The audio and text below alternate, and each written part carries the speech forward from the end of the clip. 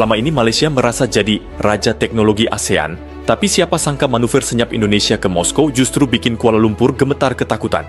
Terbaik maritim Malaysia, tangkap warga asing, pendatang ram.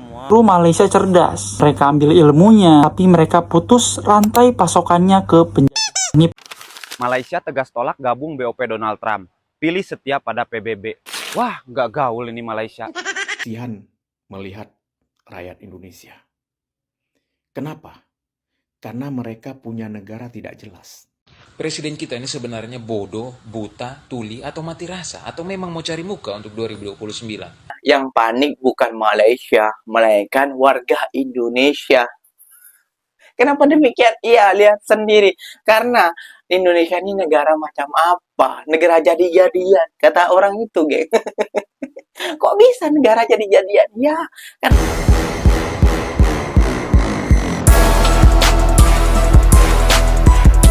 Assalamualaikum warahmatullahi wabarakatuh, geng. Berjumpa lagi bersama saya Iki. Gimana kabar saudara-saudara, sahabat-sahabat saya? Semoga kabar kalian selalu baik-baik saja, dilindungi oleh Allah Subhanahu wa taala, dijauhkan dari segala bala musibah dan diberi umur panjang. Amin ya rabbal alamin. Oke, geng, seperti biasanya di video kali ini Ikinya akan nge-reaction beberapa video yang telah di-tag maupun yang telah terjumpa di TikTok. Dan di video kali ini Ikinya akan nge-reaction sebuah video. Ini ada sebuah statement daripada TikToker Indonesia yang tidak menampakkan dirinya, geng. Malaysia panik Indonesia, Rusia perkuat teknologi antariksa akan pantau Selat Malaka. Kenapa harus Malaysia panik? Yang harus panik itu ya orang-orang Indonesia yang ingin masuk ke Malaysia dengan secara tidak sah. Itu ataupun dengan secara jalan tikus ataupun naik tongkang, itu yang harus panik. Kenapa harus Malaysia yang panik? Ada-ada saja kadang ya, gengnya, influencer maupun juga TikToker Indonesia ini kayak gitu. Gak usah berlama-lama, geng. Tentunya kalian sudah penasaran video apa saja sih yang akan Ikinya sajikan buat kalian semua. Simak, jom kita simak dulu bersama-sama. Namun sebelum simak, jangan lupa dulu dong, geng, sokong channel ini dengan cara apa? Subscribe, like, comment, and share-nya. Apa benda silahkan komen di bawah. Janji jangan gado. Oke, kita simak dulu videonya. Let's go. Lu tahu nggak sih, Malaysia baru saja kebocoran rencana pasang radar militer canggih di Pulau Sengketa, Laut Cina Selatan. Jadi berdasarkan informasi rahasia yang bocor ini, pemerintah Malaysia itu rencananya mau install radar TRML 3D di Swallow Reef atau terumbu layang-layang. Lokasinya adalah bagian dari Kepulauan Spratly di Laut Cina Selatan yang jadi rebutan sama China, Vietnam, dan Filipina. Malaysia punya stasiun angkatan laut dan landasan pacu di sana. Tapi sekarang mereka mau tingkatkan pertahanan dengan radar canggih. TRML 3D ini bukan radar sembarangan, guys. Ini adalah radar pengawas udara 3D yang dibuat sama Hensoldt dari Jerman. Radar ini pakai teknologi C-band dengan jangkau deteksi sampai 200 km. Kamu bayangkan, mereka bisa detect pesawat, rudal, drone, bahkan helikopter yang terbang rendah dan cepat dalam radius 200 km. Yang bikin ini semakin gila adalah radar ini bisa track lebih dari 1000 target sekaligus dalam waktu scan cuma 2-15 detik. Malaysia sebenarnya udah punya 2 unit TRML 3D ini sejak tahun 2005. Mereka beli dari EADS yang sekarang jadi Airbus atau Hensoldt dengan nilai kontrak sekitar 30-40 juta euro. Radar ini selesai dikirim tahun 2008 dan dioperasikan sama Royal Malaysian Air Force dan unit pertahanan udara Angkatan Darat. Jadi guys, bagaimana menurut pendapat kalian? Ditulis di kolom komentar ya. Selama ini Malaysia merasa jadi raja teknologi ASEAN, tapi siapa sangka manuver senyap Indonesia ke Moskow justru bikin Kuala Lumpur gemetar ketakutan. Dengan satelit mata-mata Rusia di tangan kita, apakah benar Selat Malaka kini mutlak milik Jakarta dan tetangga hanya bisa pasrah diawasi 24 jam non-stop? Fakta di balik kepanikan ini akan membungkam mereka yang meragukan taring Garuda. Untuk memahami mengapa langkah ini begitu krusial, kita harus melihat kondisi geografis kita yang unik namun rumit. Sebagai negara kepulauan terbesar di dunia, Republik Indonesia memiliki tantangan yang tidak dimiliki negara lain, yaitu mengawasi jutaan kilometer persegi lautan dan ribuan pulau terluar. Selama ini, keterbatasan teknologi membuat kita seringkali kecolongan, entah itu pencurian ikan, penyelundupan barang, hingga kapal asing yang mematikan transponder di perairan kita. Malaysia dan Singapura seringkali lebih dulu tahu apa yang terjadi di pekarangan kita sendiri karena mereka memiliki akses teknologi pemantauan yang lebih mapan. Kondisi ketergantungan pada data pihak ketiga inilah yang selama puluhan tahun menjadi celah kelemahan pertahanan nasional kita. Situasi semakin mendesak ketika kita bicara soal Selat Malaka, salah satu jalur perdagangan tersibuk di muka bumi. Jalur ini adalah urat nadi ekonomi, tapi juga titik rawan sengketa dan kejahatan maritim. Selama ini, dominasi pengawasan sering diklaim oleh negara tetangga yang merasa memiliki infrastruktur radar lebih modern. Indonesia menyadari bahwa untuk menjadi poros maritim dunia yang sesungguhnya, kita tidak bisa terus-menerus meminjam mata orang lain untuk melihat rumah sendiri. Kebutuhan akan kemandirian data intelijen menjadi harga mati. Inilah yang mendorong sektor swasta dan pemerintah Indonesia mulai mencari mitra strategis yang tidak hanya mau menjual barang, tetapi juga bersedia membagi otak di balik teknologi tersebut. Terbaik maritim Malaysia. Tangkap warga asing, pendatang ram. Wah, ambil ngau berapa orang ngau. Ini yang dibuat panik ini kayak gitu dah. Tak habis lah. Kena tangkap Kasih sudah. punya kapal, kasih karam. Aduh, kasih garam. Mainah. Nah, Apa ramai tu. oh berapa ramai yuk? Terbaik maritim Port Klang. Ya. Penuh cermat jiwa selamat. Penuh cermat jiwa selamat. Berkhidmat untuk negara. Maritim Port Klang bukan kaleng-kaleng. Kau tengok dia punya enjin berapa banyak. Mana lu mau lari, bro?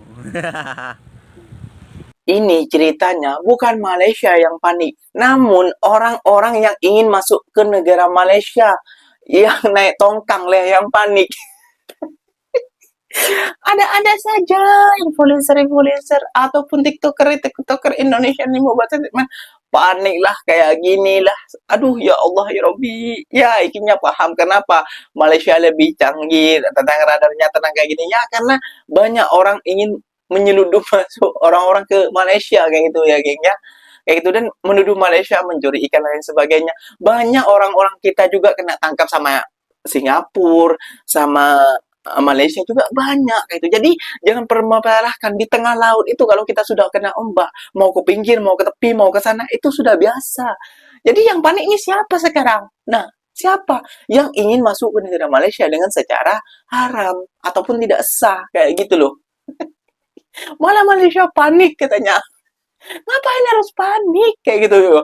Orang nggak ada sengketa, Indonesia dan Malaysia ini nggak ada pergaduhan, nggak ada nggak ada pertumpahan darah ataupun perang seperti Korea ataupun Korut kayak gitu ya geng. Yang harus panik ini siapa sekarang? Ya seperti ini tadi yang kena tangkap itu baru panik sudah. Itu ya geng ya, karena Malaysia ini sudah memiliki radar yang canggih, makanya sekarang udah panik nih, takut para tekong-tekong ataupun tekong-tekong lah pokoknya yang membawa kapal tongkang itu untuk masuk negara Malaysia, sekarang takut sudah karena Malaysia makin canggih. Malaysia panik. Aduh ya Allah ya Rabbi, kalau buat statement itu pikir-pikir dulu warga kita yang mencari kerja ke sana kayak gitu loh. Aduh ya Allah, kita teruskan akan mereaction beberapa video lagi geng. Mungkin ini juga ini juga membuat panik warga Indonesia ya. Ini yang membuat panik aslinya, bukan Malaysia yang panik, Indonesia yang panik. Tapi jom kita simak dulu bersama-sama. Ketika Malaysia bikin tandingan buat gantiin McD, ada yang komen gini, boykot, masih makan burger, kentang, soda, itu kan budaya Amerika. Siapa yang tertipu di sini? Bro, kita nggak perang di makanannya, kita perang di aliran dananya. Lu beli nih di Ahmad Fried Chicken yang tadi tuh ya, brand lokal Malaysia itu, duitnya muter di negara itu sendiri, ngegaji warga itu sendiri, dan pajaknya bangun negara itu sendiri. Nggak ada 1 sen pun royalti yang disetor ke pusat Amerika buat dukung genosida. Paham kan bedanya? Jadi yang tertipu siapa? Gak ada. Justru Malaysia cerdas. Mereka ambil ilmunya, tapi mereka putus rantai pasokannya ke penjajah. Ini pertanyaannya teman-teman. Kapan brand lokal kita segaspol di Malaysia? Atau udah ada? Tulis pendapat lo di bawah. Malaysia tegas tolak gabung BOP Donald Trump. Pilih setia pada PBB. Wah, nggak gaul ini Malaysia. Contoh dong negara Konoha. Setiap ada grup baru, langsung ikutan. Walau harus bayar triliunan. Walau masyarakatnya tidak setuju, karena untuk operasional negara sendiri saja harus ngutang. Malaysia ini gimana sih? Banyak bergaul lah sama negara Konoha. Biar kita sama-sama menjadi negara paling bahagia di dunia. Silap hari nanti, Indonesia yang akan musnah. Hei orang tua, bisa tidak 1 hari saja kau tidak buat kelucuan? Ini membuat Indonesia hancur bukan oleh orang luar, apalagi orang Malaysia. Tidak akan pernah. Tetapi oleh orang Indonesia sendiri. Kau catat itu. Oleh kebijakan pemimpinnya sendiri. Oh iya, ada itu. betul juga. Tetapi yang Tapi itu video lain-lain lama, di luar Bang. itu tidak sama sekali orang tua. Paham kau? Terus terang saja, Mm-mm. saya sebenarnya kasihan melihat rakyat Indonesia. Aduh, kenapa tuh, Bang? Kenapa? Karena mereka punya negara tidak jelas. Mau kita bilang negara Islam juga tidak mungkin. Mau kita bilang negara kafir juga bukan. Kalau kita bilang negara Islam, jelas-jelas tidak mungkin. Kenapa? Karena penindasan, kezaliman, dan kemaksiatan itu terjadi di mana-mana. Masa negara Islam seperti itu? Betul juga. Kemudian kalau kita katakan negara kafir, Mm-mm. juga bukan. Mm-mm. Jadi Indonesia ini sebenarnya negara apa? Negara jadi-jadian yang Oh, ada. diciptakan oleh segerombolan orang Jawa Aduh, untuk kepentingan pribadi mereka. habislah Jawa Tidak kena lebih juga. dari itu. Habis. Presiden kita ini sebenarnya bodoh, buta, tuli, atau mati rasa, atau memang mau cari muka Aduh, untuk aduh, aduh. Sabar, 2029. sabar, sabar, Kok sabar. bisa-bisanya berpikir seperti ini, ha? Sementara masih banyak masyarakat Indonesia yang mengalami kesusahan. Ada anak sekolah di NTT yang terpaksa memilih untuk bundir karena kemiskinan, karena tidak sanggup lagi menahan penderitaan hidup. Ada anak-anak sekolah yang stunting, gizi buruk. Ada anak-anak di NTT yang sekolahnya, gedung sekolahnya tidak layak huni, bocor saat hujan. Kamu lihat ini. Nah, ini kondisi sekolah di sekolah dasar negeri Aduh, miris sekali ya. di Kabupaten Soe. Lihat kondisinya. Bocor saat hujan, tidak layak huni. Aduh, ya Allah. Tapi presiden kita berpikirnya untuk membangun gedung mewah di Jakarta. Kasihan. Lihat ini, kondisi sekolah dasar negeri. Sekolah dasar negeri ini, kamu bayangkan. Di Kabupaten Soe. Sekolah dasar negeri Boof. Aduh, Miris sekali. miris banget lihat bapaknya. Dan lihat cara berpikir presiden kita yang mati rasa. Di Bundaran HI jangan hanya ada hotel mewah, jangan hanya ada mall, nanti ada gedung yang akan diperuntukkan untuk lembaga-lembaga umat Islam. Pak Presiden, kami NTT juga masih bagian dari Indonesia. Jadi tolong Pak, perhatikan kami juga. Ini mah menurut ikinya yang panik bukan Malaysia, melainkan warga Indonesia. Kenapa demikian? Iya, lihat sendiri. Karena Indonesia ini negara macam apa? Negara jadi-jadian, kata orang itu, geng. Kok bisa negara jadi-jadian? Ya, karena kebijakan-kebijakan pemerintahan kita kayak itu. Jadi kita harus garis bawahi sebelum kita mencela negara orang. Kita bercermin dulu negara kita seperti apa. Kayak gitu loh.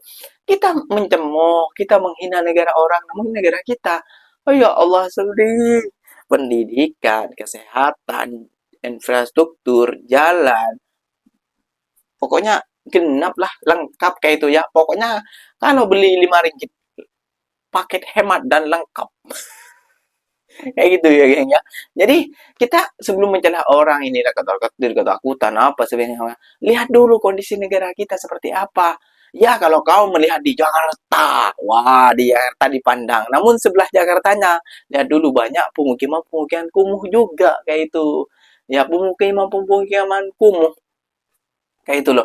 Dan juga lihat di pelosok-pelosok, di orang-orang yang membutuhkan itu banyak di Indonesia, geng. Bukan tak banyak kayak itu.